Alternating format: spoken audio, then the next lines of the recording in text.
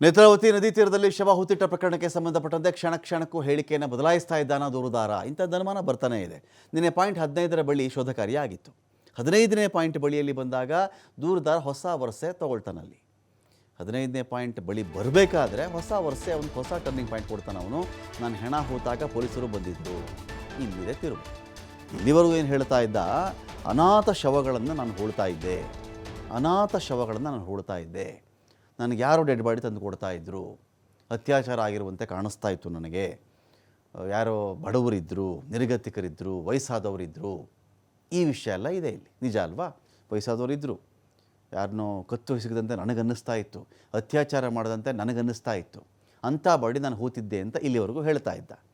ಅಂಥ ಬಾಡಿಯನ್ನು ಒಂದು ವೇಳೆ ಯಾರು ಕೊಲೆ ಮಾಡಿಯೇ ಆ ಥರ ಹೂತಿದ್ರೆ ಪೊಲೀಸರು ಬರ್ತಾರ ಅಲ್ಲಿ, ಅಥವಾ ಕೊಲೆಗಡುಕರೊಂದಿಗೆ ಅಲ್ಲಿನ ಪೊಲೀಸರು ಶಾಮೀಲಾಗಿದ್ರಾ? ಈ ಪ್ರಶ್ನೆ ಬಂದೇ ಬರುತ್ತಿಲ್ಲಿ. ಈಗೇನು ಹೇಳ್ತಿದ್ದಾನೆ ಇವನು, ನಾನು ಯಾವ ಹೆಣಗಳನ್ನು ಹೂತೆ ಅಂತ ಹೇಳಿದ್ನೋ ಪೊಲೀಸರು ಇದ್ರು ಸ್ವಾಮಿಯಲ್ಲಿ ಅಂತ ಹೇಳ್ತಿದ್ದಾನೆ. ಇಲ್ಲಿವರೆಗೂ ಪೊಲೀಸ್ ಅನ್ನೋ ಶಬ್ದವೇ ಇವನು ಬಾಯಲ್ಲಿ ಬಂದಿರಲಿಲ್ಲ. ಈಗ ಹೇಳ್ತಾ ಇದ್ದಾನೆ, ಹೆಣವನ್ನು ನಾನು ಹೂತಾಗ ಪೊಲೀಸರು ಬಂದಿದ್ದರು, ಬಾಲಕಿಯ ಮೃತದೇಹವನ್ನು ಪೋಸ್ಟ್ಮಾರ್ಟಮ್ ಮಾಡಿದರು.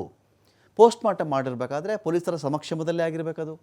ಡಾಕ್ಟ್ರನ್ನ ಕರೆಸಿರ್ತಾರೆ, ಇದೇನು ಯಾರು ಹುಡುಗಿ ನೋಡಪ್ಪ, ಇದು ಅತ್ಯಾಚಾರ ಆಗಿದೆಯಾ, ಕೊಲೆ ಮಾಡಿದ್ದಾರಾ, ವಿಷಪ್ರಾಶನ ಆಗಿದೆಯಾ, ಕುತ್ತಿಗೆ ಸಿಕ್ಬಿಟ್ಟಿದ್ದಾರಾ, ಏನು ಕತೆ ಚೆಕ್ ಮಾಡಿ ಅಂತ ಪೊಲೀಸರು ಹೇಳಬೇಕಾಗತ್ತೆ, ರಿಪೋರ್ಟ್ ಬರಬೇಕಾಗತ್ತೆ.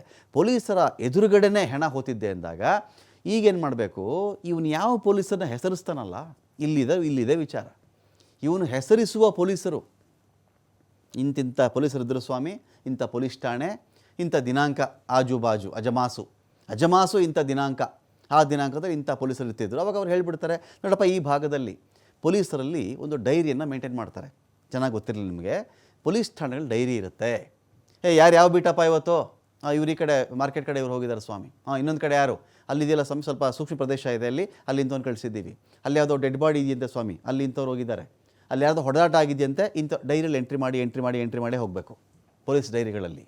ಈಗ ಈ ವ್ಯಕ್ತಿ ಹೇಳ್ತಿದ್ದಾನಲ್ಲ, ಆ ಡೇಟ್ಗೆ ಸಂಬಂಧಪಟ್ಟಂತೆ, ಆ ಪೊಲೀಸ್ ಠಾಣೆಗೆ ಸಂಬಂಧಪಟ್ಟಂತೆ ಅವತ್ತಿನ ಡ್ಯೂಟಿಗಳಲ್ಲಿ ಯಾರ್ಯಾರು ಇದ್ದರು, ಅನಾಥ ಶವವೋ ಪೋಸ್ಟ್ಮಾರ್ಟಮ್ ಆಗಿದ್ದ ವಿಚಾರನೋ ಅವತ್ತು ಯಾರು ಮಾಡಿಸಿದ್ರಿ ಅಪ್ಪ ಈ ಸಂದರ್ಭದಲ್ಲಿ ಅಂತ ಹೇಳಿದಾಗ ಆ ಪೊಲೀಸ್ ಆಫೀಸರ್ನ SIT ಅವರು ಕರೆಸ್ಬೇಕೀಗ. ಕರೆಸಿ ನಿಮ್ಮ ಸಮ್ಮುಖದಲ್ಲೇ ಅವನು ಹೆಣ ಹೂತಿದ್ದಂತಲ್ಲ, ಎಲ್ಲಿ ಹೂತಿದ್ದು ಕೇಳಿದಾಗ ಅದು ಬಾಲಕಿಯದ್ದು ಅಂತ ಆಗಿದ್ದಾಗ ರಿಜಿಸ್ಟರ್ ತೆಗೆದು 1 ಮಂತ 2 ಮಂತ್ಸ್ ಅಲ್ಲ, ಈ 2 ತಿಂಗಳಲ್ಲಿ ಬಾಲಕಿಯ ಹೆಣಗಳನ್ನು ಹೂತಿರೋ ಪ್ರಕರಣ ಈ ಭಾಗದಲ್ಲಿ ಎಷ್ಟಿದೆ, 1 ಇದೆಯಾ, 2 ಇದೆಯಾ, 5 ಇದೆಯಾ ಚೆಕ್ ಮಾಡ್ತಾರೆ ಅವರು. ಫಿಲ್ಟ್ರ್ ಮಾಡ್ಕೊಂಡು ಹೋಗೋದು ಹಾಗೇನೆ. ಚೆಕ್ ಮಾಡಿದಾಗ ಏನಾಗುತ್ತೆ, ಒಂದು ಬಾಲಕಿ ಅಂತ ಬಂದಾಗ ಅಲ್ಲೇ ಡೇಟ್ ಇರುತ್ತೆ, ಪಕ್ಕದಲ್ಲಿ ಡೇಟ್ ಇರುತ್ತೆ. ಈ ಡೇಟ್ ಬಂದ ತಕ್ಷಣ ಆ ಡೇಟನ್ನು ಪೊಲೀಸ್ ಡೈರಿ ತೆಗೀರಿ ಅಂತಾರೆ. ಪೊಲೀಸ್ ಡೈರಿ ತೆಗೆದಾಗ ಅವತ್ತಿನ ಡ್ಯೂಟಿಲಿ ಯಾರ್ಯಾರು ಇದ್ದರು, ಯಾವ್ಯಾವ ಪೊಲೀಸ್ ಹೋಗಿದ್ದರು, ಆ ಪೊಲೀಸ್ ಏನು ಮಾಡಬೇಕಾಗತ್ತಲ್ಲಿ, ಪೊಲೀಸರ ದಾಖಲೆಗಳಲ್ಲಿ ಬರೆಯಬೇಕು.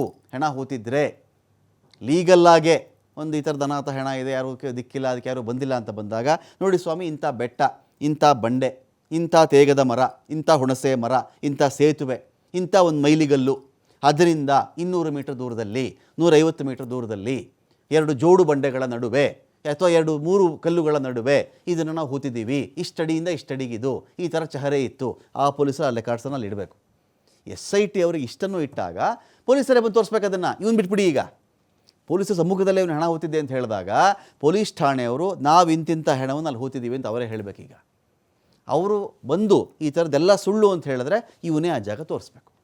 ಇಷ್ಟು ವಿಚಾರ ಬರ್ತವೆ ಇಲ್ಲಿ. ಹಿಂದೆ ಶಾಲಾ ಬಾಲಕಿ ಹೆಣ ಹೂತುಬಿಟ್ಟಿದ್ದೆ ಅಂತ ಇವನು ಹೇಳಿದ್ನಲ್ಲ, ಮೇಲ್ವಿಚಾರಕರ ಸೂಚನೆಯಂತೆ ಹೆಣ ಹೂತಾಕಿದೆ ಅಂತ ಇವನು ಹೇಳಿದ್ದಾನೆ. ಯಾರೋ ನನಗೆ ಗೈಡ್ ಮಾಡ್ತಾಯಿದ್ರು, ಆದೇಶ ಕೊಡ್ತಾಯಿದ್ರು, ಅದ್ರ ಪ್ರಕಾರ ನಾನು ಹೂಳ್ತಾ ಇದ್ದೆ ಅಂತ. ಆದರೆ ನಿನ್ನೆ ತನ್ನ ಹೇಳಿಕೆಯನ್ನೇ ಇವನು ಬದಲಾಯಿಸಿಬಿಟ್ಟಿದ್ದಾನೆ. ಆದಿತ್ಯ, ಇದೇನಿದೆ ಕಥೆ ಇದು, ಹೆಣ ಹೂತಿದ್ದೆ ಪೊಲೀಸರ ಸಮಕ್ಷಮದಲ್ಲೇ ಹೂತಿದ್ದೆ ಅಂತ ಹೇಳ್ತಾನಲ್ಲ, ಇದ್ಯಾವುದು ಹೊಸ ಕಥೆ ಇದು ಅಂತ. ರಮಕಾಂತ್, ಹೌದು, ಮೊನ್ನೆ ತನಕವೂ ಕೂಡ ಅಥವಾ ನಿನ್ನೆ ಒಂದು ಕಾರ್ಯಾಚರಣೆಗೆ ಹೋಗೋವರೆಗೂ ಕೂಡ ಎಲ್ಲರಲ್ಲೂ ಇದ್ದಿದ್ದು ಈತ ಹೇಳಿರುವಂಥ ಆರೋಪಗಳು ಏನು, ಅದು ಯಾಕೆ ಇಷ್ಟು ಗಂಭೀರ ಸ್ವರೂಪವನ್ನು ಪಡೆದುಕೊಳ್ತು ಅಂದರೆ, ಏನು ಒಂದು ಅಪರಿಚಿತ ಮೃತದೇಹ ಆಗಿರ್ಬೋದು ಅಥವಾ ಆತ ಹೂತಿರುವ ಯಾವುದೇ ಮೃತದೇಹಗಳಿಗೂ ಕೂಡ ಕನಿಷ್ಠ ಗೌರವಗಳು, ಒಂದು ಮೃತದೇಹಕ್ಕೆ ಸಲ್ಲಬೇಕಾಗಿರುವಂಥ ಕನಿಷ್ಠ ಗೌರವ ಮತ್ತು ಕಾನೂನಾತ್ಮಕ ಪ್ರಕ್ರಿಯೆ ಮೂಲಕ ಅದನ್ನು ಹಾಕಲಾಗಿರಲಿಲ್ಲ ಅನ್ನುವಂಥ ರೀತಿಯ ಒಂದು ಆರೋಪವನ್ನು ಮಾಡಿ ಆತ ಪಶ್ಚಾತ್ತಾಪ ಪತ್ರದಲ್ಲೂ ಕೂಡ ಅದನ್ನು ಉಲ್ಲೇಖ ಮಾಡಿದ. ಹಾಗಾಗಿ ಈ ಪ್ರಕರಣ ಬಹಳ ಗಂಭೀರ ಸ್ವರೂಪವನ್ನು ಪಡೆದುಕೊಳ್ಳಿತ್ತು. ಮತ್ತು ಕಲ್ಲೇರಿಯ ಒಂದು ಪ್ರಕರಣ ಏನಿದೆ ಆತ ಹೇಳಿರುವಂಥದ್ದು, ಶಾಲಾ ಬಾಲಕಿಯ ಒಂದು ಮೃತದೇಹವನ್ನು ನಾನು ಹೂತು ಹಾಕಿದ್ದೆ, ಆ ಶಾಲಾ ಬಾಲಕಿಯ ಮೇಲೆ ಲೈಂಗಿಕ ಆಕ್ರಮಣಗಳಾಗಿರುವಂಥ ಗುರುತುಗಳು ಕೂಡ ಆಯಿತು, ಅದು ಅತ್ಯಂತ ಭೀಕರವಾಗಿತ್ತು ಅನ್ನುವಂಥ ರೀತಿಯೆಲ್ಲ ವಿಚಾರಗಳನ್ನು ಆತ ಉಲ್ಲೇಖ ಮಾಡಿದ್ದ. ಆ ಒಂದು ವಿಚಾರವನ್ನು ತಿಳಿದು ಇಡೀ ದೇಶವೇ ಒಂದು ರೀತಿ ತಳ್ಳಣಕ್ಕೆ ಒಳಗಾಗಿತ್ತು. ಹಾಗಾಗಿ ಎಲ್ಲರ ಚಿತ್ತವೂ ಕೂಡ ಕಲ್ಲೇರಿಯ ಆ ಸ್ಪಾಟ್ ಮೇಲಿತ್ತು. ಈಗಾಗಲೇ SIT ಅಧಿಕಾರಿಗಳು ಆ ಕಲ್ಲೇರಿಯ ರಹಸ್ಯವನ್ನು ಕೂಡ ಭೇದಿಸಿದ್ದಾರೆ. ಅಲ್ಲಿ ಉತ್ಖನನ ಮಾಡಿದ ಸಂದರ್ಭ ಅಲ್ಲೂ ಏನೂ ಲಭ್ಯವಾಗಿಲ್ಲ. ಆತ ಬೇರೆ ಬೇರೆ ಸ್ಪಾಟ್ಗಳಲ್ಲೂ ಕೂಡ ಹೇಳಿದ ಕಾರಣದಿಂದಾಗಿ ಪ್ರಕರಣವನ್ನು ತೀರಾ ಗಂಭೀರವಾಗಿ ಪರಿಗಣಿಸಿ ಆ ಸ್ಪಾಟ್ಗಳಲ್ಲೂ ಉತ್ಖನನ ಮಾಡಿದ ಸಂದರ್ಭ ಅಲ್ಲೂ ಏನೂ ಸಿಕ್ಕಿಲ್ಲ. ಈ ಸಂದರ್ಭದಲ್ಲಿ ಅನಾಮಿಕ ತನ್ನ ಗೊಂದಲಕಾರಿ ಹೇಳಿಕೆಗಳಿಂದ SIT ಅಧಿಕಾರಿಗಳನ್ನು ಕೂಡ ಒಂದು ರೀತಿ ಗೊಂದಲಕ್ಕೆ ಈಡು ಮಾಡ್ತಾ ಇದ್ದಾನೆ. ಅವರು ಫ್ರಸ್ಟ್ರೇಷನ್ಗೆ ಒಳಗಾಗುವ ರೀತಿಯಲ್ಲಿ ಆತ ಮಾಡ್ತಾ ಇರುವಂಥದ್ದು. ಸೊ ನಿನ್ನೆ ಆತ ಈ ಒಂದು ವಿಚಾರವನ್ನು ಉಲ್ಲೇಖ ಮಾಡಿದೆ ಅನ್ನುವಂಥ ಮಾಹಿತಿ ಕೂಡ ಬರ್ತಾ ಇದೆ. ಅಂದರೆ ಏನು ಆತ ಒಂದು ಮೃತದೇಹವನ್ನು, ಶಾಲಾ ಬಾಲಕಿಯ ಮೃತದೇಹವನ್ನು ಹೂತು ಹಾಕಿದ್ನೋ ಅದಕ್ಕೆ ಪೋಸ್ಟ್ ಮಾರ್ಟಮ್ ಆಗಿದೆ, ಪೊಲೀಸರ ಸಮ್ಮುಖದಲ್ಲಿ ನಾನು ಅದನ್ನು ಹೂತು ಹಾಕಿದ್ದೀನಿ ಅನ್ನುವಂಥ ವಿಚಾರವನ್ನು ಕೂಡ ಆತ ಉಲ್ಲೇಖ ಮಾಡಿದ್ದಾನೆ ಅನ್ನುವಂಥ ವಿಚಾರ ಈಗ ಸದ್ಯ ಬಹಿರಂಗವಾಗಿದೆ. ಹಾಗಾಗಿ SIT ಅಧಿಕಾರಿಗಳಿಗೆ ಒಂದು ರೀತಿ ಇದು ತಲೆನೋವಾಗಿ ಪರಿಣಮಿಸಿದೆ. ಯಾಕಂದರೆ ಈಗಾಗಲೇ ಅದಕ್ಕೆ ಸಂಬಂಧಪಟ್ಟಂಥ ದಾಖಲೆಯ ಹುಡುಕಾಟದಲ್ಲಿ ಇದ್ದರು. ಇನ್ ಕೇಸ್ ಪೊಲೀಸರ ಸಮ್ಮುಖದಲ್ಲಿ ಆತ ಹೂತು ಹಾಕಿರುವಂಥದ್ದು ನಿಜ ಆಗಿದೆ, ಅದು ಪೊಲೀಸ್ ರೆಕಾರ್ಡ್ಸ್ನಲ್ಲಿ ಕೂಡ ಇರಬೇಕಾಗುತ್ತೆ. ಯಾಕಂದರೆ ತೀರಾ ಅಂದರೆ 2010ನಲ್ಲಿ ಆತ 1995 ಸಾಕಷ್ಟು ವಿಚಾರಗಳನ್ನು ಹೇಳಿದರೂ ಕೂಡ 2010 ಅಲ್ಲಿ ಆತ ಹೂತು ಹಾಕಿದ್ದೀನಿ ಅನ್ನುವಂಥ ರೀತಿಯ ಮಾಹಿತಿಯನ್ನು ಹೇಳಿದ್ದ. ಒಂದರ್ಥದಲ್ಲಿ ಅಲ್ಲಿ ಆತ ಹೂತು ಹಾಕಿದ್ದು ನಿಜ ಅಂತ ಆಗಿದ್ರೆ ಯಾಕಲ್ಲಿ ಅಸ್ಥಿಪಂಜರ ಸಿಕ್ಕಿಲ್ಲ ಅನ್ನುವಂಥದ್ದು ಒಂದು ಕಡೆಯಿಂದ ಪ್ರಶ್ನೆ ಆಗಿದ್ರೆ, ಇನ್ ಕೇಸ್ 2010ನಲ್ಲಿ ಪೊಲೀಸರ ಸಮ್ಮುಖದಲ್ಲಿ ಅದು ಪೋಸ್ಟ್ ಮಾರ್ಟಮ್ ಆಗಿದ್ರೆ ಖಂಡಿತವಾಗಿ ಕೂಡ ಅದರ ದಾಖಲೆ ಬೆಳ್ತಂಗಡಿ ಪೊಲೀಸ್ ಠಾಣೆಯಲ್ಲಿ ಅಥವಾ ಆಗ ಧರ್ಮಸ್ಥಳ ಪೊಲೀಸ್ ಠಾಣೆ ಕೂಡ ಆಯಿತು, ಆ ಧರ್ಮಸ್ಥಳ ಪೊಲೀಸ್ ಠಾಣೆಯಲ್ಲಾದರೂ ಇರಬೇಕಾಗಿತ್ತು. ಸೊ ಈ ವಿಚಾರವಾಗಿ ಕೂಡ SIT ಅಧಿಕಾರಿಗಳು ಈಗ ತನಿಖೆಯನ್ನ ಮಾಡ್ತಾ ಇದ್ದಾರೆ. ಆ ಸಂದರ್ಭದಲ್ಲಿ ಯಾರಿದ್ರ ತನಿಖೆಯನ್ನ ಮಾಡಿದ್ರು ಅಥವಾ